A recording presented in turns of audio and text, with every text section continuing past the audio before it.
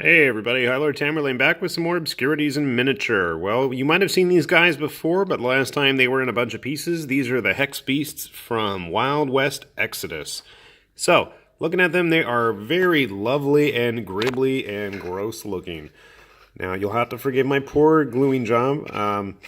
This guy especially, I was not sure how he went together, but overall, you are going to have a pretty easy time putting these guys together. They're not too many parts. I'd say you can actually sit there and count the parts in the other video that I made. They are pretty simple builds. The legs are usually one piece. One of them, I think he had two individual legs. Torsos, a front and the back. Some have individual heads, and then the limbs themselves. But the overall detail is pretty nice. They're going to be a lot of fun to paint. I like this guy's mishappen body. I believe this is the guy that, no, maybe not. His head was a separate piece, but he, for the most part, I think he was the one with the separate legs. Hard to say. Again, really a big fan of out-and-out crazy mutations, so these guys were a definite plus in my book. I have the one in the back here. They all seem to be male. One of them I think might be female, if that's a issue for you in any way, shape, or form. Very bulbous, very nurgly. And I think this guy is my favorite. He has a very Sedition Wars vibe with that long, elongated neck and head there. Plus all the skin getting stretched out. You'll have to forgive my poor gluing ability. I'm going to fill that in later before I actually prime these guys. Just keep in mind, yeah, there's some major mold lines on the back as well.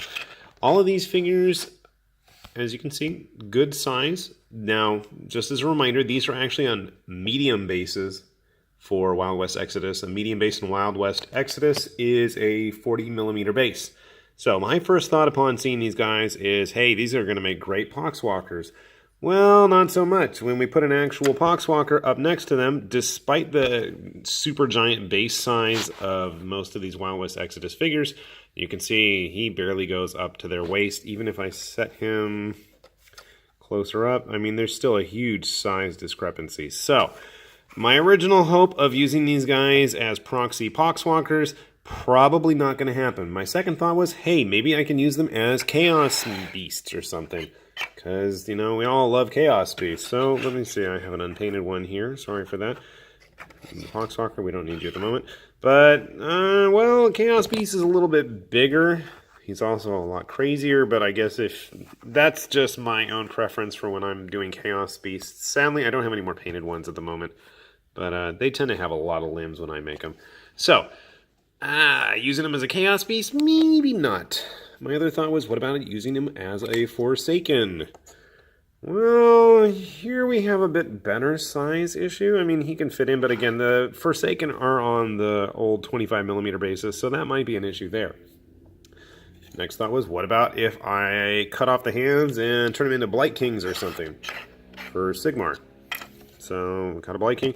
Now, size-wise, that's a pretty good match. Let's get you out of the way. Put some more of our Hex Beast friends in here. And, yeah, I'd say, I mean, you might be able to pull that off, especially if you're good at converting. But still, I'm thinking, what else can I use these guys for? Then I thought, hey, what about if I use them in Dead Zone? They might make interesting plagues. So I grabbed an old Gen 3, third generation plague guy. Way too small, so then that's not going to work. The stage 1 or whatever the big huge dude is, way too big. So I thought, you know what? There we go. What about if I use him as a stage 2 plague guy? I don't remember what they're called. Now, I will apologize. This guy was painted like when the first Dead Zone Kickstarter was released, so he's not that nice looking, but size-wise, pretty cool. If you're into crazy mutations, I mean, I like getting a lot of gaming bang for my buck, so if I can somehow pull these guys into Dead Zone and get some extra use out of them while hopefully still getting to use them in West Exodus, I will consider that money well spent. I'm not a huge fan of the original Gen 2 Plague guys. God, I can't remember what they're called. I'm sure I'll remember in a little bit. But, overall, they are a nice kit, very nicely put together, very easy to build, which is a bit different than usual for West Exodus, because as I've said in the other video, and I've said before, this set of figures seems to have been produced in a different factory than the usual ones, which are also the factory that usually produces like Malifaux and Kingdom Death.